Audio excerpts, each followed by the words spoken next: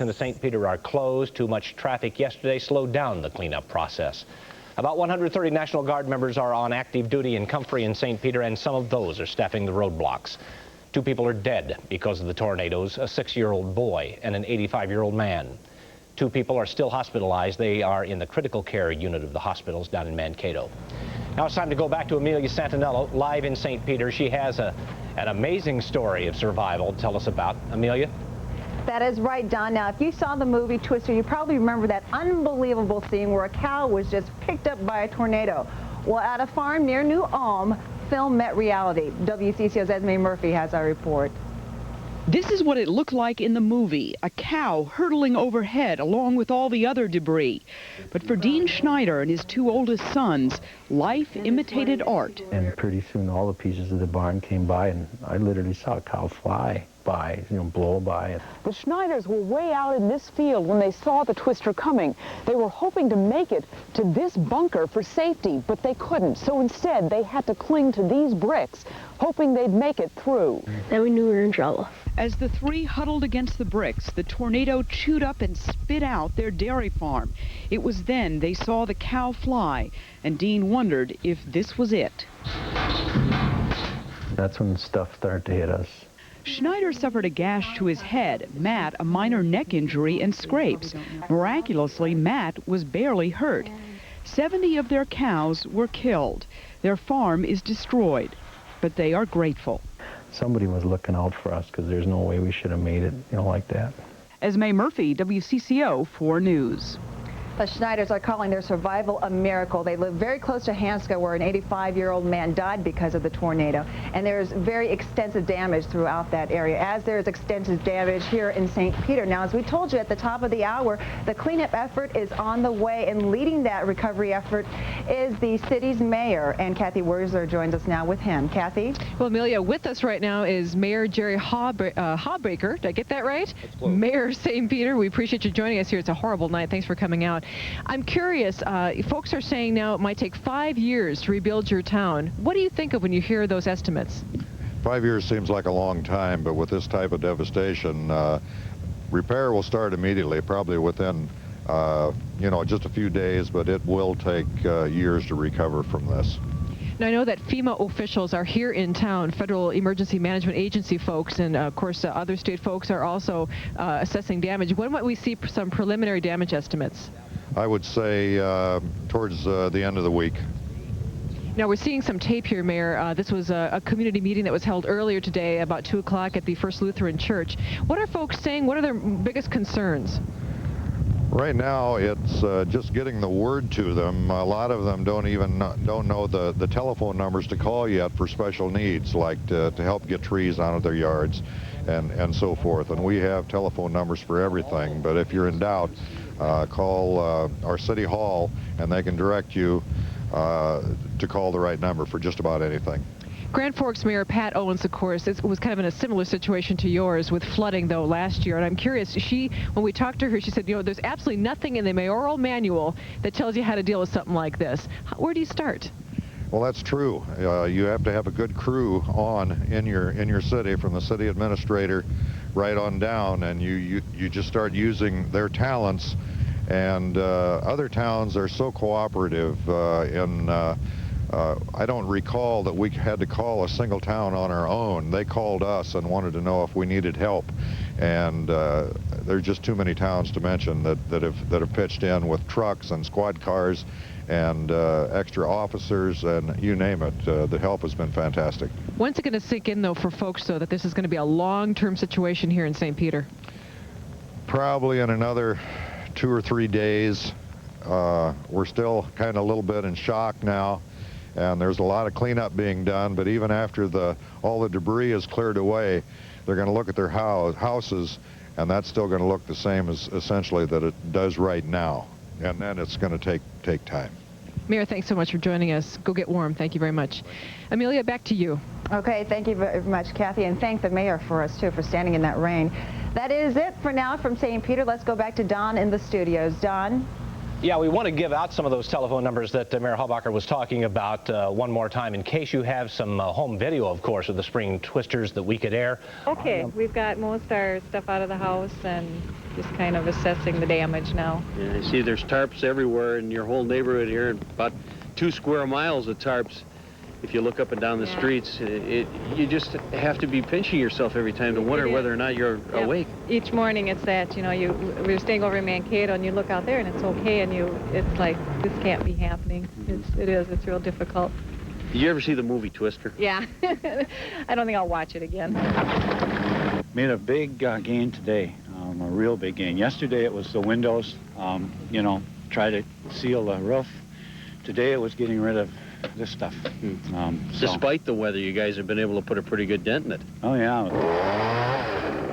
I know you're trying to look on the positive side, and you're getting a lot of help here. Yeah, we are. The Salvation Army's been going up and down the street. We've had hot meals over there.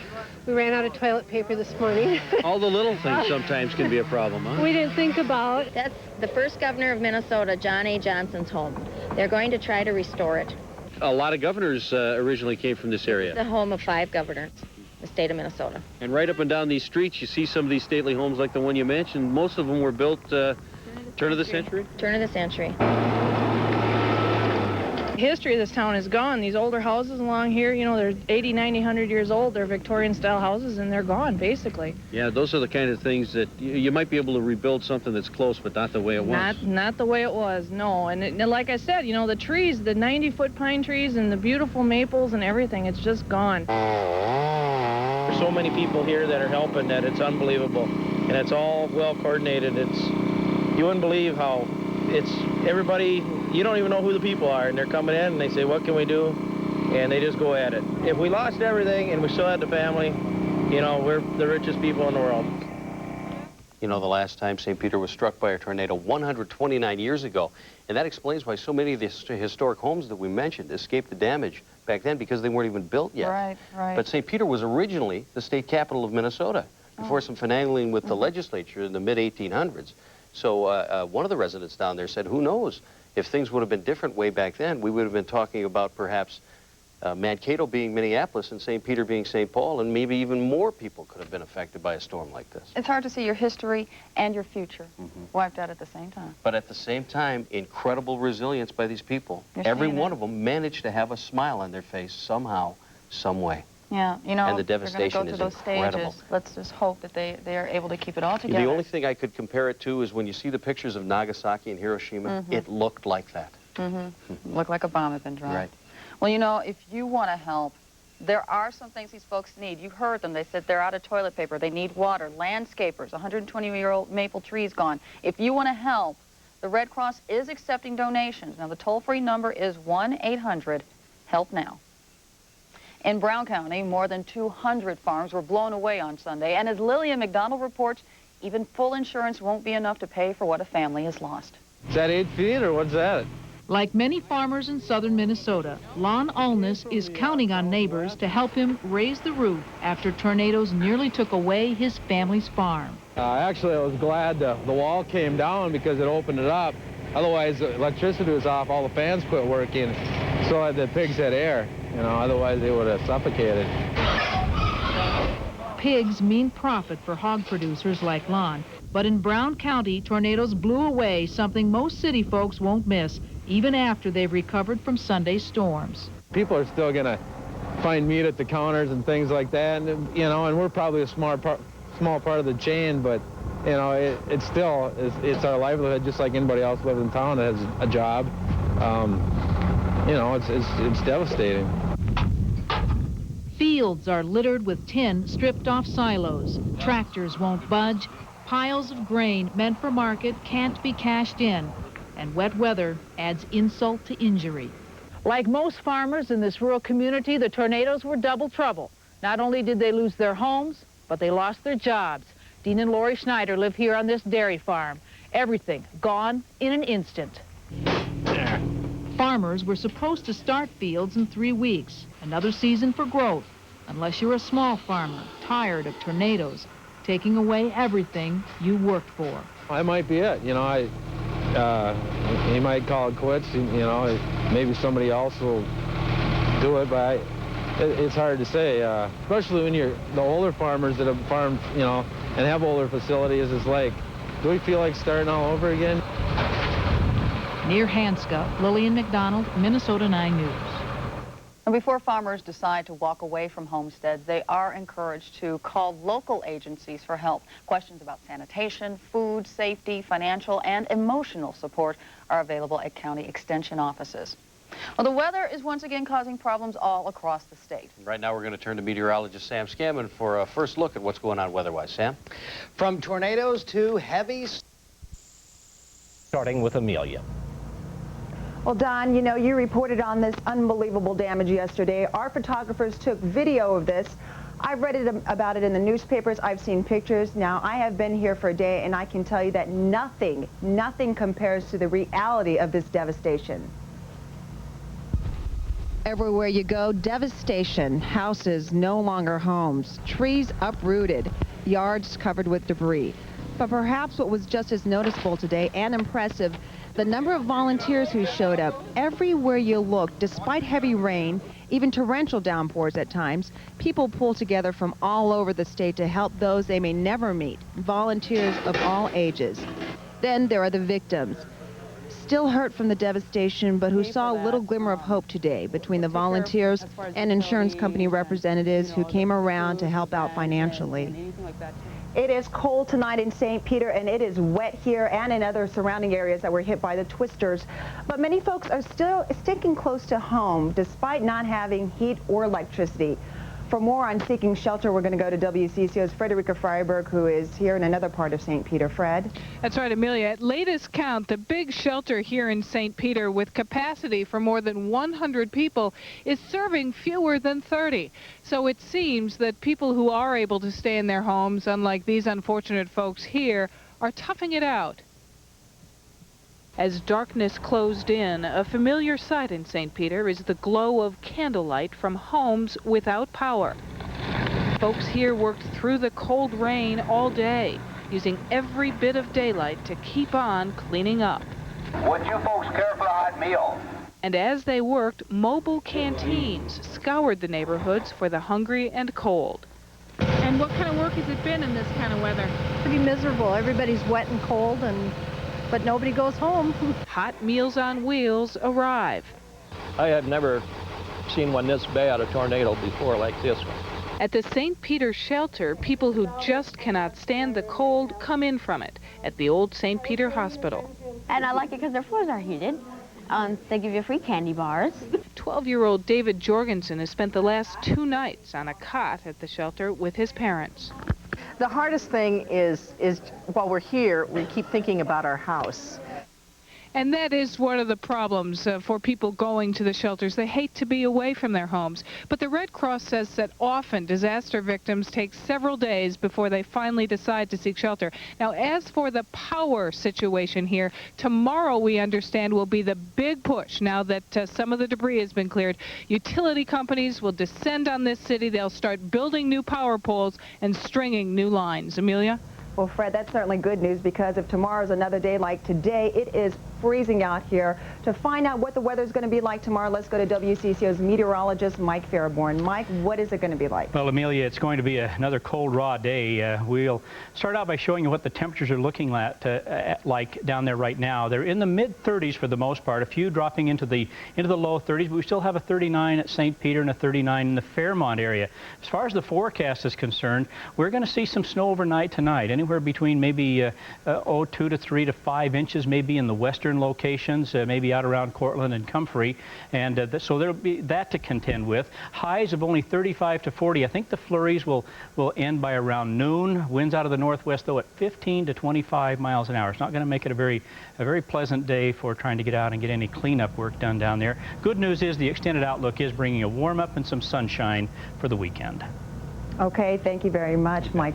Now, we've been focusing a lot on the problems here in the cities, but I'll tell you, out in the rural area, farmers are dealing with a whole other set of issues. And for that story, we're going to go to WCCO's Esme Murphy. Esme?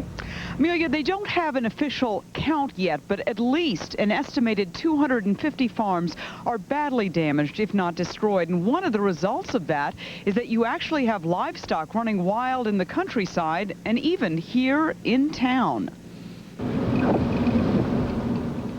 If it weren't part of a larger story of devastation, it might almost be funny. A horse loose on the streets of St. Peter. But we don't know if this animal was ever caught safely. It's just one of thousands of livestock missing, dead, or like these chickens, injured. Nothing left. On devastated farms like this one southwest of St. Peter, boys like 12-year-old Dusty Vogus have aged since Sunday. Took about, I don't know how many years to build this, but 2 minutes it's all gone. And men like Dusty's father, faced with the loss of all his equipment and farm buildings, can only cry. It's gone. I just got to start over. For the Vogus family and hundreds of other farmers throughout southern Minnesota, the race is now on to try and get their fields cleaned up, to get new equipment, and most importantly, to get their crops in the ground by late April. All anyone can do here is work, try to recover, and focus on the good. All our neighbors came over here. They helped a lot. Nobody got hurt, so I guess we can't ask for any more than that. So. And that's right, and I have to tell you, after covering farm families for the past 2 days, there is nothing like a Minnesota farm family and the way they come together, and you hear so much bad about kids these days. These farm kids are amazing, the way they are pitching in and working to try and help and recover. And Amelia, we are thinking and are praying for them as well as for the people who have been so stricken here in town. Back to you, Amelia. We certainly are. Thank you very much, Esme. And just west of here, the tiny town of Comfrey is still without electricity, water, and sewer service tonight. Earlier, many of the residents were allowed back into their homes to inspect damage and to salvage any belongings. More than 200 homes in Comfrey are destroyed. The downtown and school both wiped out. Freezing rain and snow made it tough there today as well. Now back here in St. Peter, lots of comings and goings. Going, the people whose homes have been destroyed. Coming, those people whose jobs it is to help out. And those who just want to lend a helping hand. For that story, let's go to WCCO's Jim King. Jim? Yeah, Amelia, there have been a lot of people who are getting paid and also those who are just volunteers coming down. You can see that there's so much damage. This is the top of someone's home. The house is about 20 yards away. There also could be some valuables. Unfortunately, people, like you see a monitor down here, are trying to loot. There have been a couple of reports of looting, and that's one of the reasons why there have been a number of police agencies from around this area that have come here to St. Peter and help out. The Hennepin County Sheriff's Department being one of them, deputies here, as well as the Sheriff Pat McGowan, attended tonight's briefing. All of the departments here to help out. Now, the squads are cruising up and down the dark and eerily quiet streets, spotlights on empty houses, making sure that there is no trouble. There are a lot of good people who are answering the call for help. Okay, north-south. As horrible as they are, disasters bring out the best in people. Volunteers just seem to come out of the woodwork. East-west. People like Don Owen, up since 3:45 in the morning and on the job in the cold and rain for over 12 hours. No money, just satisfaction. Like St. Peter wouldn't be able to handle this all by themselves. You know, it's just too much work. Oh, it's great. Yeah, I like it. That's what I'm here for. Anytime I can help. All day long, busloads of students arrived from nearby Mankato State University. Here's another book, Bobby. The World of Rubens. This group of young women doing everything they could to help get the people of this town back on their feet. We don't do a whole lot. I mean, we're not going to clean the whole town up, but every little bit helps. And if people believe that, then eventually it'll get done. It'll take many days and many nights, but the way people have answered the call for help is not lost on the residents of St. Peter. We've been just overwhelmed by all the volunteers that come, complete strangers that want to come and help you and just pitch in and do such a wonderful job, and they're so enthusiastic and they're good workers, and it's just unbelievable. It just warms your heart. And the students that you saw there, the Mankato State University students, say that they will come back tomorrow to try to help out and clean up, because you can just see there is so much debris that needs to be brought to the curb and then taken away as they begin the rebuilding process here in St. Peter. Amelia, back to you. Okay, thank you very much, Jim. Certainly very encouraging. Now, a little later on, we're going to introduce you to a couple who's finding out the true meaning of for better or worse. This night is memorable in more than just one way. We'll have that a little later on. Now we're going to go back to the studios with Don Shelby. Don? All right. Minnesota's governor figures the state will approve emergency money to help these people by Monday. He is also sending a letter to the president to ask that federal government to chip in. Experts think that by the time the damage is all added up, it will reach $50 million, perhaps even more. Insurance adjusters are handing out $100,000, $125,000 checks on the spot to some of the victims. State Farm estimates that its 3,000 policyholders in the area will have claims exceeding $9 million alone. It expects to pay or to replace or repair about 3,000 cars and trucks ruined in the storm. If you'd like to help these tornado victims, here are the phone numbers that you can call. The Red Cross is at 1-800-HELP-NOW. 1-800-HELP-NOW. The Salvation Army is at 612-566-2040. Donations of plastic tarps and non-perishable food are needed most of all, but most of all beyond that is the need for cash money. You can also find more information on how to help in our interactive website at WCCO.com.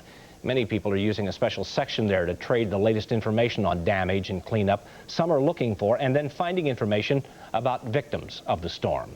We'll have more live continuing coverage on the damage left by these spring twisters later in this newscast and starting tomorrow on WCCO This Morning. Coming up after this, some of the rest of today's news. Youngsters and parents remember. Not quite this way. Linda and Ken Kent won't soon forget wedding anniversary number 8, although they'd like to. No candlelight dinner. Tonight, they ate by lantern light. Leftover chili. Yeah. No, we just had leftover chili. But you won't hear any complaints from the Kent family. They still have a house, unlike many neighbors. A kerosene heater keeps them warm. Candles give them just enough light to see. Here in St. Peter, that's considered lucky. When we leave town, we go to Mankato and, pick up a couple of supplies we need. We come back into town. It's hard to come back into town. We've gotten a lot closer over this too. I mean, there's been tears between the two of us because of this, but I think it's made us closer. Now, believe it or not, they both remember to buy anniversary gifts for each other, and Ken promises when things return to normal, he will take his wife out for a real candlelight dinner. And Don and I will be back with some final thoughts on all that we've seen here this week, right after this break.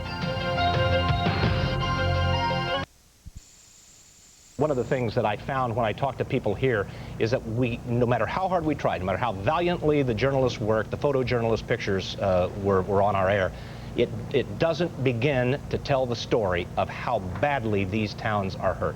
You are absolutely right, Don. When we were watching your reports yesterday and looking at the video, I mean, I was amazed at the destruction. But driving into town, the first thing we saw were these huge billboards just blown over, crumpled to little bitty pieces, And then you see the Texaco gas station, the letters just ripped off, these massive buildings, these huge churches made of brick. You can see right through them to the other side. It was just amazing. Well, you've done a remarkable job down there tonight. You've certainly brought the picture home. Thanks for your work. Good night, everyone. The 98s are here.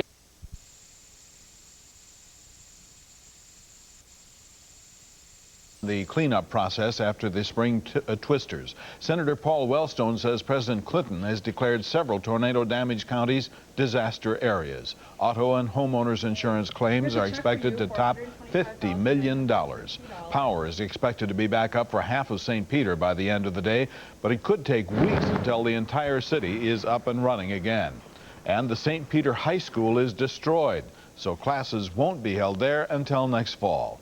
In the meantime, students will attend classes in shifts at elementary schools. Now that families have had several days to assess the damage, many have a new attitude about rebuilding.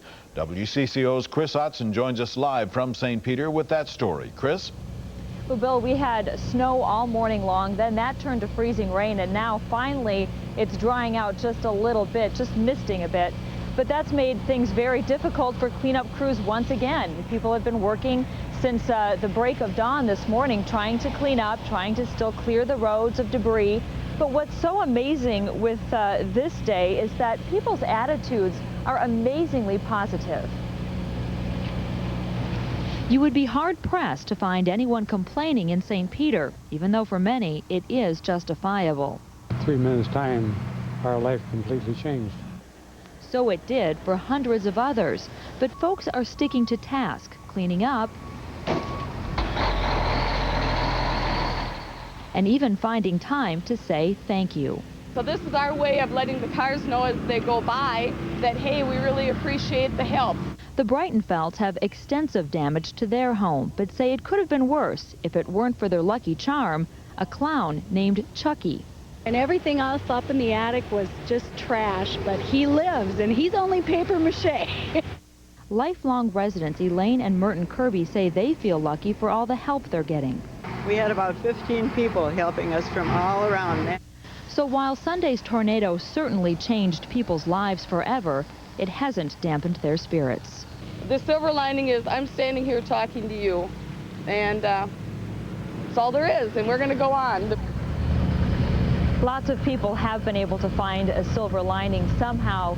Even folks who live on the east side of St. Peter, many of those folks were flooded out of their homes last spring, and now this tornado's come through and they're out of their homes again. So they're kind of wondering what's next. But still, people are trying to remain upbeat here in St. Peter today. Bill? Incredible resiliency. Thank you very much, Chris. Governor Arne Carlson went back to the town of St. Peter today to meet with the mayor. He just finished a news conference a couple of minutes ago. He says the unbreakable spirit of the residents is truly amazing. What we've seen so far is very, very impressive, and I'm particularly impressed with the amount of confidence that the people have had. I mean, you can see a storm here occurs on Sunday, Monday, and here, as you drive around the streets, the bulk of the debris has already been removed. As we told you, President Clinton has declared several Minnesota counties hit by those weekend storms as federal disaster areas. That means residents living in Brown, Le Sueur, Nicollet, and Rice counties are now eligible for federal emergency aid. Residents can begin to apply for assistance by calling 1-800-462-9029. Some folks are getting some money already in the form of insurance checks. Insurance adjusters are handing out $100,000 checks on the spot to some of the victims. State Farm estimates its 3,000 policyholders will have claims exceeding $9 million, and it expects to pay for or repair about 3,000 cars and trucks. An estimated 250 farms are either damaged or destroyed from the spring twister, and now lots of livestock literally running out in the fields and even into town. We found this horse running loose in the streets of St. Peter. It's not known whether the horse has been captured. Pieces of barns and farm equipment strewn about some properties. One 12-year-old boy summed up the disaster very eloquently. Took about, I don't know how many years to build this, but 2 minutes and it's all gone. The folks on this farm are getting much needed help cleaning up from their neighbors. An exact count of the number of destroyed farms could come later this week, but the Nicollet County Farm Extension Bureau suffered extensive damage itself, so it's going to take some time before it is up and running. The Hennepin County Sheriff's Department also helping out folks in St. Peter. Sheriff Pat McGowan attended a briefing last night. He and his deputies are going to relieve St. Peter officers who are cruising up and down the streets, making sure there is no trouble.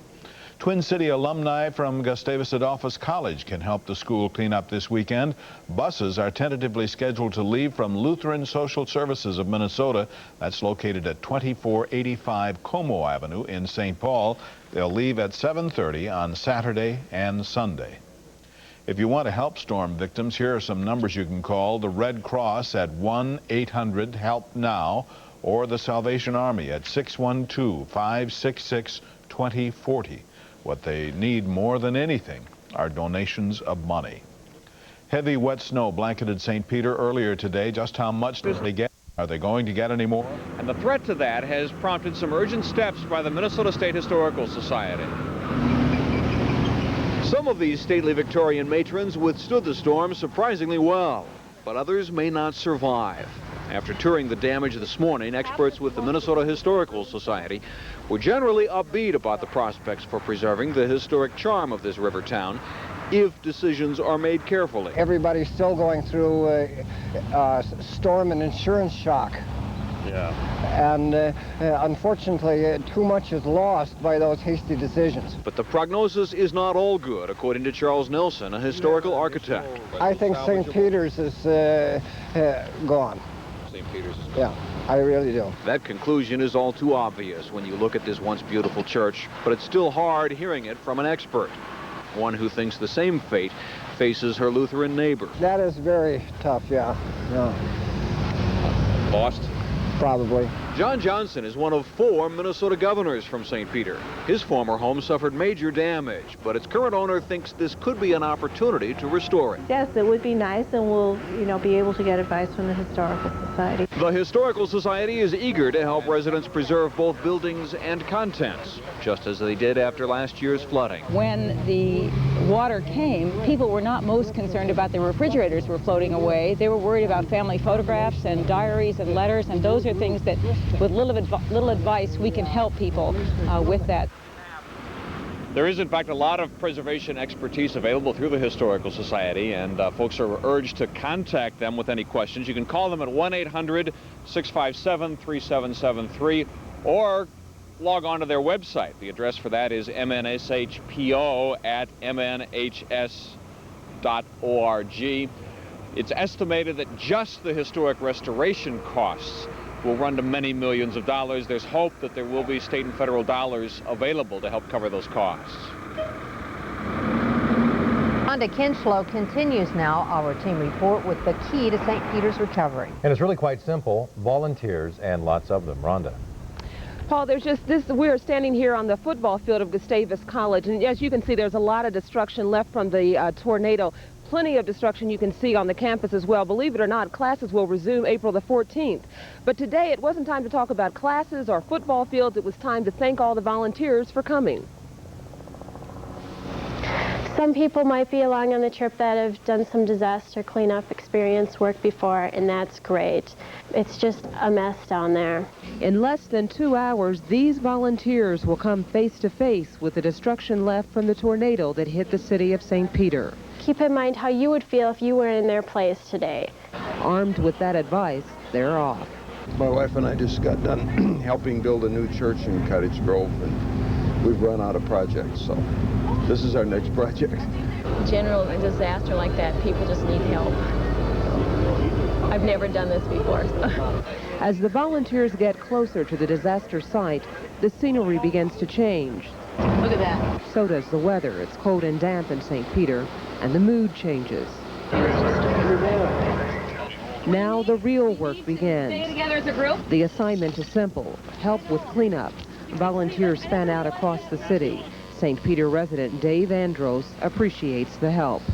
People like roaming around looking for stuff to do, and then they grab whatever they have to do and they start doing it.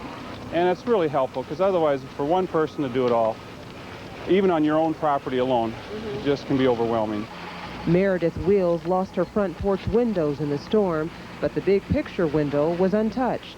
Yeah, I can't tell you what it means to see these kids walking by, and yesterday I had to stop my car because there were crews of people walking by, and I mean, I don't know where they're going and who they're helping, but I just started to cry. The volunteers came by the busloads, charged to do a job that requires no more training than the ability to care. I think it's not only good for them to see what devastation can be like, but I think it's just awesome when they come in and can help. You know, you don't see businesses shutting down, sending their employees, but you see schools shutting down, sending their students. Hello. Now, oddly enough, Meredith Wills works here at Gustavus College. One of the things she told me is that this happened during spring break. A lot of the kids were away, but they weren't like down in Daytona Beach, Florida, sitting under the sun. They were actually out, fanned out across the country, helping other people build homes. They'll see when they get back here that the need is quite great here. All right, Rhonda. Thank you very much. If you'd like to help the storm survivors in southern Minnesota, there are a variety of ways that you can make. A garage, single-car garage with a greenery, and a barn, part of the milk house. And back there's the machine shed. Now, despite today's federal disaster declaration, farms will actually receive very little aid to rebuild. Now, Minnesota's Ag Commissioner will join us at 6 o'clock to talk a little bit more about that. Folks here in St. Peter aren't the only ones who are trying to rebuild from a disaster. Of course, there are those in Comfrey. Comfrey is a virtual ghost town tonight, though, and after the same tornadoes tore through there, folks obviously are trying to get back to normal. Our own WCCO's Mike Walsher visited there, and he joins us now. Well, I can tell you, Amelia, that cleaning up Comfrey is making at least a little bit of progress. I could see with my naked eye a little bit of advancement from yesterday to today. They're getting some of the tree stumps out of the yards and off the streets. They're also even restringing some of the power lines as they try to get back on the road to recovery. The town, though, still looks as if it had been bombed. Every structure has had some damage. Most of the homes and businesses just plain are wrecked. Some of the school may have to be condemned and even torn down. That's a real concern to residents. And some business owners say they may not care to rebuild in Comfrey unless the school reopens to keep the young families in the area. Well, Governor Arnie Carlson came to town today, and he strongly urged people, please don't even think about abandoning this town. It's not unanimous, but some of the business people have taken the attitude that, yes, we'll rebuild if the school is rebuilt. So the mayor and the council are going to pass a resolution probably today saying let's rebuild the school, and they're going to work with the local school district.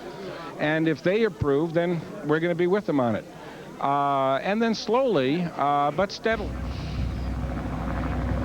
And you may be wondering, how exactly is the state going to be with the people of Comfrey? Well, Governor Carlson says it's his goal to get an emergency funding bill in front of the legislature, hopefully on Monday, to supply some upfront money to the homeowners, the business owners, and the farmers in the areas of the tornado damage. And at 6 o'clock, Amelia, we'll be talking to some of the folks in Comfrey about how they're doing and how they're trying to clean up their town as they contemplate the prospect of rebuilding. Back to you. Okay, Mike, we'll see you then.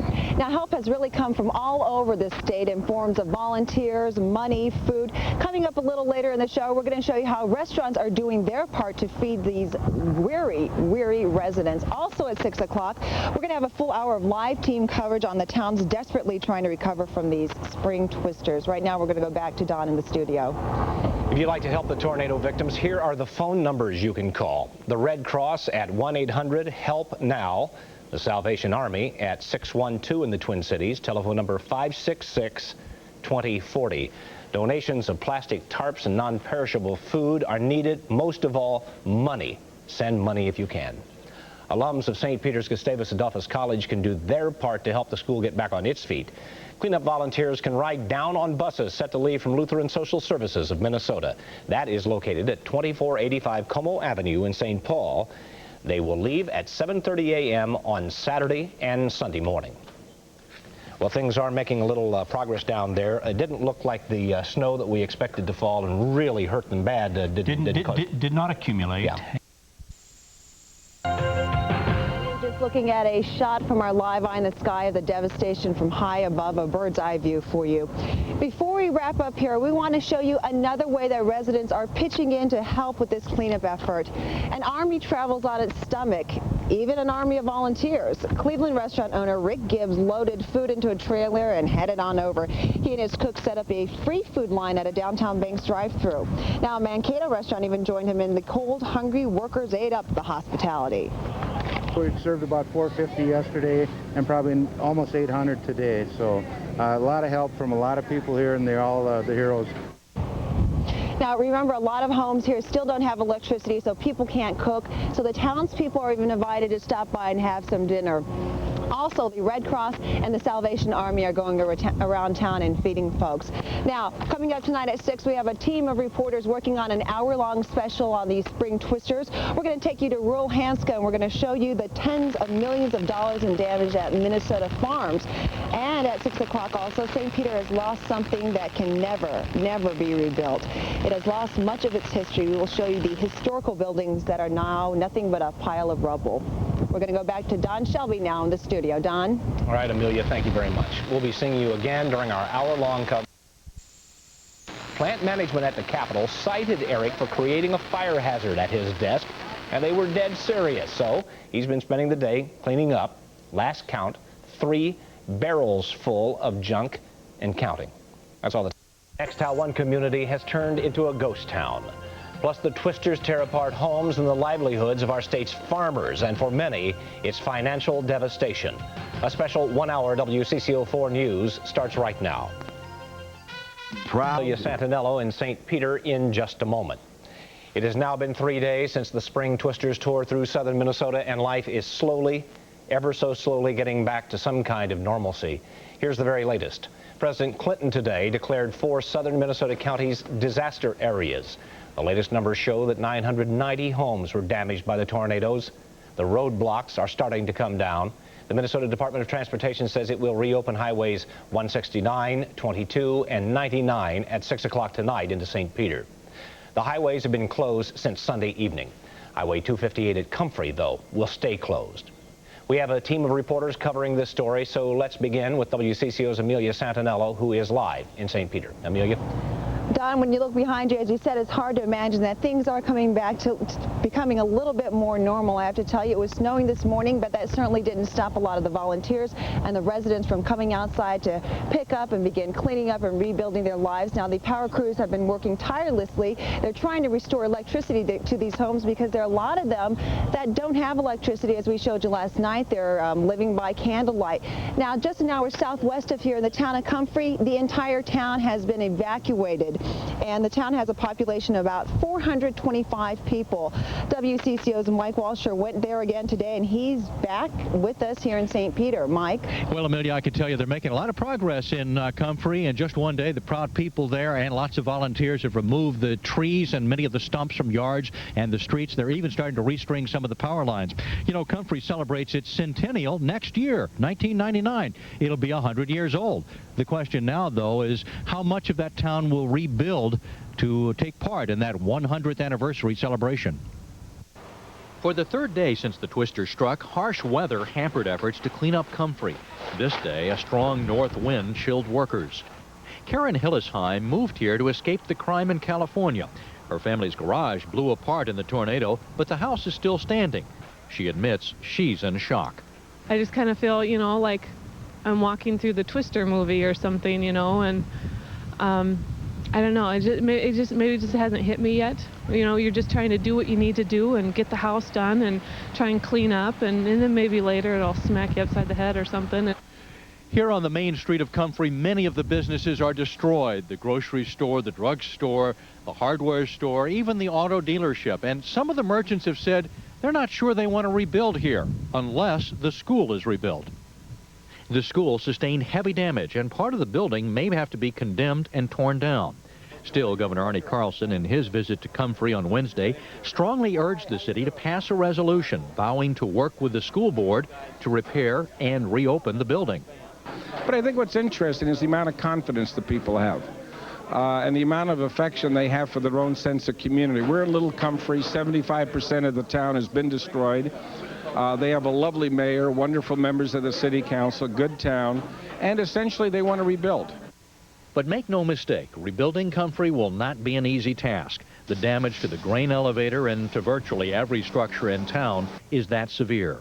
The owners of the Eat Shop Cafe, a 50-year-old institution on Main Street, say they probably will not rebuild. Faith Clow's mother runs the place. Faith worked here as a teenager. Real sad. I mean, I could just bawl and bawl. I worked in this restaurant when I was in high school, and even before then I'd help my grandma, and then I worked after high school here for a while. And to come back and to see it's all going to be gone, I don't know when they're going to bulldoze it down is what they decided. The governor says he wants all the cities and counties to get their damage estimates together by Friday. He'd like to get an emergency funding bill to the legislature by Monday to get some upfront money to the farmers, the residents, and business owners who've been affected by this twister. Amelia? Okay, thank you very much, Mike. Now, the cold weather certainly hasn't seemed to be hampering the cleanup efforts so far, but it is causing some other problems. A man called firefighters today because he saw smoke billowing out of his neighbor's home. It turns out that the storm had ripped off the homeowner's chimney, and she was just trying to keep warm by using her wood-burning stove. People are going to start using kerosene heaters and that type of thing that, you know, they're not accustomed to using again to try and stay warm. Probably the best bet is if you're feeling that you can't make it because of the cold, go someplace where you can, you know. Now, the chief advises those of you who want to stay at your home, don't stay there. Stay with some relatives, or you can stay at some of the shelters. There are several shelters in town.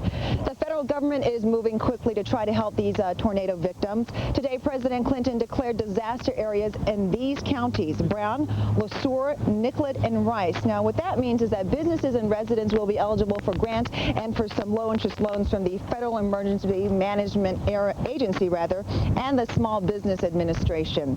Unfortunately, this is not going to help farmers. And today's tornado damage appears to be worse than earlier tonight, at least in the agricultural area. It's now estimated that farm losses will top $44 million. Do you believe that? Some of the most devastated farms are in the area of Hanska, that's in Brown County, and that's where WCCO's Bill Hudson continues our team coverage. For farms here in the Hanska area, the tornado ripped apart both their homes and their livelihoods, leaving little behind but the land to reclaim. But even that's going to be difficult on a farm site as messed up as this one. Where do you begin? Kenny Browlick looks around his farm home and can't believe it's real. But a visit by his insurance adjuster will soon determine if he'll replace what Sunday's tornado ripped away. Over there is a pig barn, a single-car garage with a granary, and a barn, part of the milk house. And back there's the machine shed. Across the road, his neighbors are not as lucky. Along with their twisted machinery, grain bins, and barns, their homes gone too.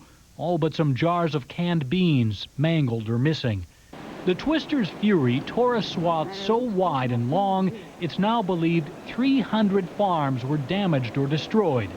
This is what Virgil Schmeissing's farm looks like, a mess of twisted trees and machinery. With rain and no roof on his grain bin, all 5,000 bushels of corn had to be pulled out, but without power to run the augers. With stubborn portable generators, he'll find a way to get by. Inventive, I guess. You do the best you can. It's nearly impossible to calculate the total farm losses from this disaster. Certainly the homes, the buildings, the machinery and animals can be replaced. But how do you calculate the cost of lost opportunity for the many farmers like this one who stand very little chance this spring of getting back in the fields? Hometown banks are putting competition aside, and they're teaming up to help St. Peter get back on its feet. The presidents of 3 independent banks met this afternoon. They came up with a plan to offer low-interest loans to those who need money right now. Banks will ease credit requirements and cut red tape for 7.5% loans, in addition to the federal disaster aid that's been made available. Our money we're lending out, and again, we're behind the community, because as the community goes, so goes the banks. Now, the 3 banks that are involved are First National, Commerce, and Nicollet County Bank. That's Nicollet County Bank. It's a little cold out here, Don. That's all from here for now. We're going to go back to you in the studio, and we'll join you in a little bit. All right, warm up. We'll be back to you shortly. Those pictures from St. Peter have many of our friends and neighbors making plans to help with the cleanup this weekend down there. A man from Fridley remembers these pictures, volunteers helping him sandbag when flooding threatened the homes near the Mississippi River last spring. So he's organizing bus trips from Fridley to the tornado zone this Saturday and Sunday as a way of returning the favor. Since all these people helped us out all the way from Red Wing up to Duluth and whatever, at that point we decided if anybody ever needed help in that kind of situation that we'd be more than happy to go down and help them. Well, now's our first chance, and we're taking advantage of it. If you'd like to volunteer your time and help the tornado victims in southern Minnesota, you can call this tornado hotline telephone number, 1-507-931-6800, and then you'll have to enter the extension 263. It really is hard for us to imagine what such strong twisters feel like. We're going to try to give you some idea, though. Meteorologist Paul Douglas is live at the wind tunnel at the University of Minnesota. How fast does the wind get going inside that tunnel, Paul? This is just a mild breeze, Don. This is about 30 miles an hour. Coming up in about 15 minutes, we're going to crank this up to about 100 miles an hour, which is still half of what the estimated winds were in these F3 tornadoes. Again, looking at that damage video, It is amazing, bordering on miraculous, that there weren't even more fatalities and more injuries. Certainly that's a credit to people's training. It's a credit to the National Weather Service. In many cases, these towns got 30, 40, 45 minutes warning. We want to show you a graph. Tornadoes are rated on a scale from 0 to 5. And the tornadoes that ripped into southern Minnesota were strong F3s, maybe even minimal F4s. Most of our tornadoes are F0s and F1s. They last 10, 15 minutes. You know, they'll affect a very tiny percentage of the viewing area. These were violent tornadoes, certainly strong to violent tornadoes, the kinds you would expect to see in Tornado Alley, i.e. Texas, Oklahoma, and Kansas. We're at a wind tunnel at the University of Minnesota, Department of Aerodynamics and Mechanics, and again, this is just a mild breeze, about 30 to 40 miles an hour. They use this wind tunnel for teaching, for research, for testing aerodynamics. A couple of myths, couple of old wives' tales that these tornadoes help to dispel. Number one, that there are a number of people that think that tornadoes can't cross hills, or they can't cross rivers, or they can't hit major metropolitan areas. And certainly that is not the case. This tornado outbreak was a wake-up call that every once in a while we do in fact get violent tornadoes here in Minnesota. Coming up in about 15 minutes, we'll crank it up as much as is safely allowable, up to about 100 miles an hour, and we'll see how well my hair behaves then, Don. This is good, clean fun. All right. When you get down to the St. Peter area, I think you'll realize that there has to be at least F4 winds in those tornadoes. I believe it. Generally speaking, F3 is when there are some walls standing. F4, most of the walls are gone, the rooftops are gone. F5 is when everything is gone except for the foundation. And just based on that damage video that I've seen, I would not argue with you in the least that there were some F4 winds in there, which is very, very unusual for Minnesota. All right, we'll be back to you in just a few short seconds. Thank you very much. In other news now, a major victory tonight for President Clinton. It has to do with the Paula Jones case. That story is among those coming up. Also, our hour-long special continues in just a moment. And the elementary schools will not reopen this year. In fact, they believe about $7 to $8 million worth of damage has been done to those schools. However, the district has come up with a plan to get back on track. Since the only available sources are the two middle schools, what they're going to do, they're going to have classes there. They're going to do that in split shifts. And how they're going to do that, all the students are going to go to their two schools. And the elementary age students will attend school from 7:30 in the morning until noon. And then at noon, the middle school students will attend schools, and they'll go there until about 4:30. And then, let's see here. All this is going to take place on Monday, April 6th, rather, and that's when levels K through 6 will attend, and then the high school students are going to attend school the week after, believe it or not. A similar crisis faces St. Peter churches. Now, as you know, several were destroyed by the power of these tornadoes. However, they have found a solution here. They're going to share the church. At some points, we got to respect the fact that your community has to be together and ours has to be together alone. And I think Easter Sunday might be one of those times. Mark Solist and Kay Osborne answer different religious callings. He is Lutheran, she is Catholic. But Sunday's tornado has brought them together. Mark's church, First Lutheran, suffered almost no damage. Over at the Catholic Church of St. Peter, total devastation. I love this church, but I don't know if it's worth it to try to build something this elaborate. So it's a tough one. Until a rebuilding decision is made, the St. Peter Parish will pray at First Lutheran, and both religions say the union will be beneficial. The strengthening of faith takes funny turns because it's not a straight line, and faith is strengthened in adversity. When everything is going very well and easy, faith generally doesn't grow very much. It's amazing.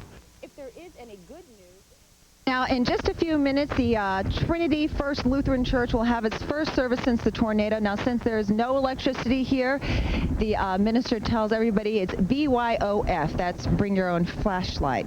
Don, that's all we have from right now. We're going to go back to you in the studio. All right, we'll check with you just a little bit later on much more about the recovery down there. If you want to help the storm victims, here are the numbers you can call. The Red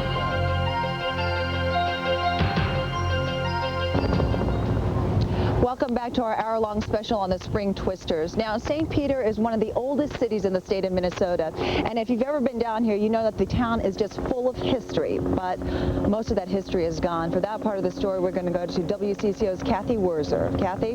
Well, Amelia, many folks might not realize it, but St. Peter has the greatest number of historic buildings anywhere in Minnesota.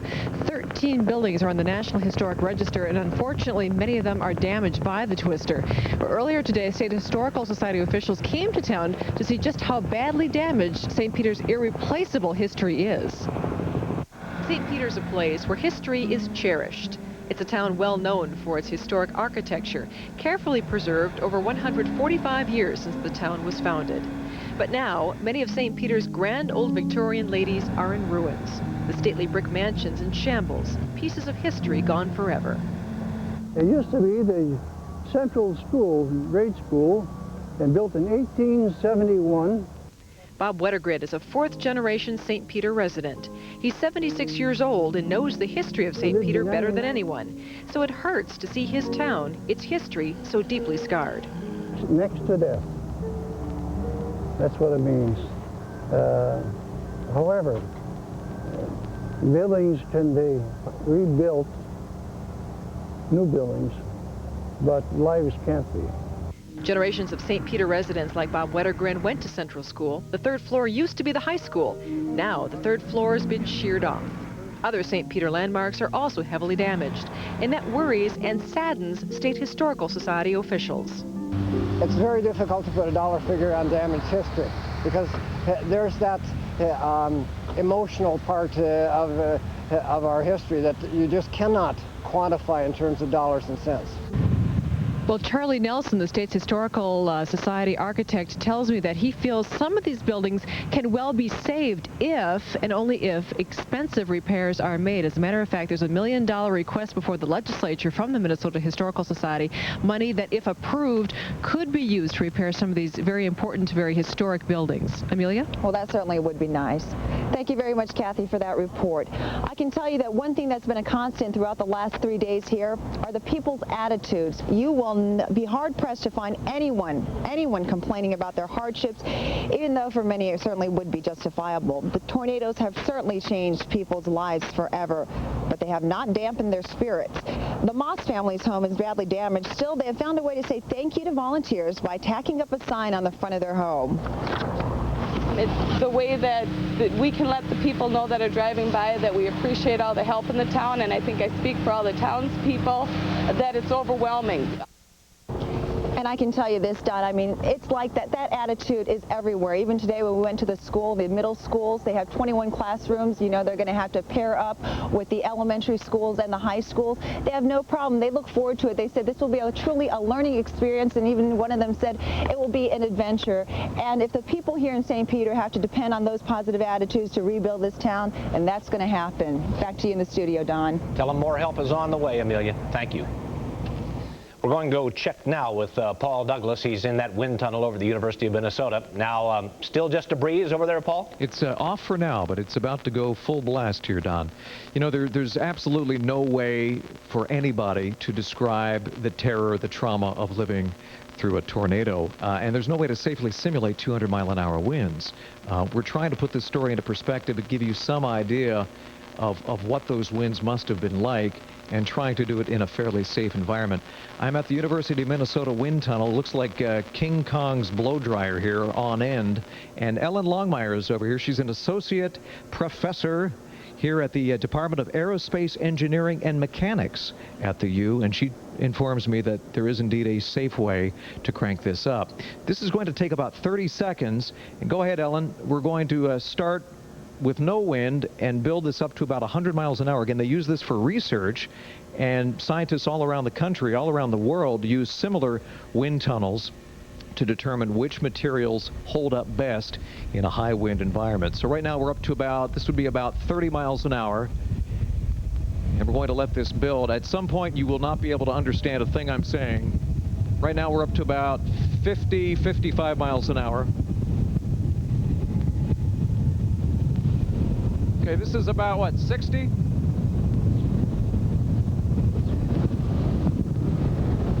The problem is that the tornado that hit southern Minnesota, this happened in a matter of seconds.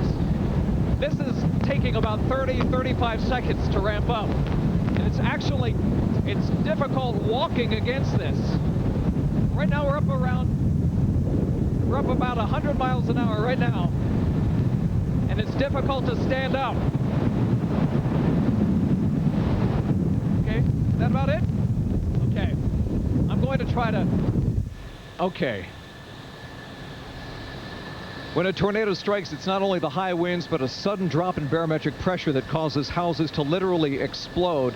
Again, that was some idea of what the winds in a tornado are like. Don, it turns out that most of the injuries and fatalities are not the result of people being swept up into the air by a tornado, but by debris, by tiny specks of dust traveling at 200 miles an hour. More on that coming up in just a few minutes live from the U. It's going to take me a few minutes to compose myself. That was about 100 miles an hour. That's half the wind speed estimated that came through St. Peter and Comfrey. It is impossible to imagine for those of us that weren't at ground zero, Don. What a demonstration. All right, Paul, thank you very much. Okay. We'll see you later on in the hour for that story about particles and debris. Some kids got the day off from school today so they could help clean up after the tornadoes. That story is coming up next. Later, hear what Paula Jones' lawyer has to say about today's decision to throw the case out of court. That story is coming up next as we continue our hour-long special of news and twisters.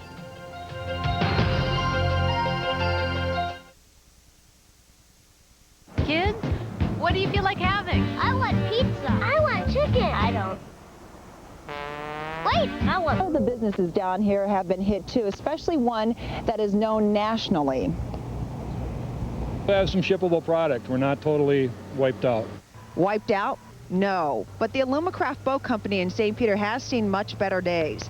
The outside shipping lot, now a graveyard for hundreds of badly damaged boats that were tossed around like toys during Sunday's tornado. These were stacks of 20 in a stack here. 4, 4, 4, 4, and 4. A storage van there that would keep our show carpet and carts and stuff in. That got tipped over. The canoe there is bent in half, just on that pole and bent over. If there is any good news, it is the fact that Alumacraft does have insurance. The company's main concern right now, its employees and their homes. You know, if they've got things to take care of, we want them to take care of that end of it first. And then come on in and we'll deal with it then. Now, Alumacraft's manufacturing plant only received a little bit of damage, so as soon as that's repaired, they will start manufacturing once again. When disasters like this happen, all kinds of people want to help, even little kids, and for that we're going to go to WCCO's Dennis Doda, who tells us about the huge volunteer effort underway. Dennis? Amelia, you've seen all around town that far too much of St. Peter looks just like this. It's rubble, homes and businesses in the street, thousands of trees shredded, and it's piled along the sides of the road. It's in yards. But as you mentioned, it looks tons better than it did yesterday thanks to all those volunteers, people driving the end loaders and the dump trucks, and even some very little helpers who are finding out you can never learn too young how to be a good neighbor. Like swarms of worker bees, hundreds of students swept across St. Peter. I think it's a good thing for people to come and help out because it'll make a big difference. The young hands and strong backs were a welcomed sight. All these people came down. It was just such a lift. We were trying to dig out through stuff in the house and saw people out in our yard cleaning up. Lake Crystal gave its volunteer high school students the day off from class, then drove 5 busloads of them north. My nephew, my grandma that's gone. Cindy Skranstad lost her family home and all but a few personal possessions. But she can add one warm memory to the few that she salvaged from this disaster. It will be the sight of those kids helping out. Oh, they're wonderful. I don't think we could have done it without them. Just the kids, everybody pitching in so much. They swept across those yards and up through neighborhood backyards like locusts, leaving behind green grass and lawns. This is a Gustavus Adolphus professor's home. Eric Eliason, an English professor, was off building Habitat for Humanity houses when his was left in this rubble. But the good news is the rubble's at the street now where it can be moved away thanks to all those volunteers. And he, like the rest of St. Peter, can try to get on with his life. Amelia, back to you. Thank you, Dennis. That's all we have from here in St. Peter. We're going to go back to Don in the studios.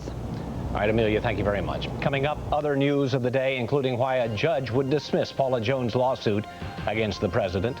The latest on a new contract that into the air. That's not what causes injuries and fatalities. In many, many cases, in most cases, it's debris being swept along at 100 or 150 or 200 miles an hour. Little tiny chunks of dirt or nails or wood traveling at literally almost the speed of a bullet. And the result can be incredible damage. Again, our thanks to the folks at the University of Minnesota. We're here at the U. This is the Department of Aerospace Engineering and Mechanics. And they've loaned us their wind tunnel. They use this similar. Wind tunnels are used nationwide to describe the effects of high winds, which materials, which construction methods are best able to withstand tornado-like winds. Now, this is about 40 miles an hour, and if you blink, you'll miss it, just how fast the debris travels. Here we go. That's 40 miles an hour. Let's take it up now to about 100 miles an hour, and I'm going to need a little bit of help here. Bob, thank you very much. The trick is to try to do this and to try to do this safely. Now we're up to about 100, we're up to about 90, 95. Again, there we go. Okay. This is about 100-mile-an-hour winds. And again, what is hard to imagine, Don, this is half the estimated wind speed of the strong F3, minimal F4 tornadoes that swept through St. Peter on Sunday. This is why they say get down below grade, below ground level, in the basement, under the stairs, under a heavy piece of furniture. You can survive almost any tornado. And thankfully, for thousands of Minnesotans, they heeded the advice. It was instinctive. They knew what to do. And again, we're just very, very grateful that the death toll, the injury toll wasn't much higher. Based on that video that we've been seeing for the past couple of days, I am still astounded that so many Minnesotans were not injured. So exactly right. That's live from the U. That's all of it. We'll see you back at the ranch tonight at 10 o'clock. Okay, thank you very much for the demonstration, Paul. Yeah, when you get down there and see this, Mike, and I know you want to get down there and eventually take a look at this stuff, what you will wonder is how everybody in those cities of Comfrey and St. Peter were not killed. Because and that's what the Weather Service said, that the destruction is just absolutely amazing, and I'm sure that it is. I know you're not, I know you consider it your job, but I watched you all through the evening that night telling people that they'd better take cover, and a lot of people down there were telling us thank you for telling them. And that's what our job is. Yeah. And I'm glad they heeded. Yeah. And I'm glad the Weather Service was able to give us those warnings as quickly as they were as well. You know,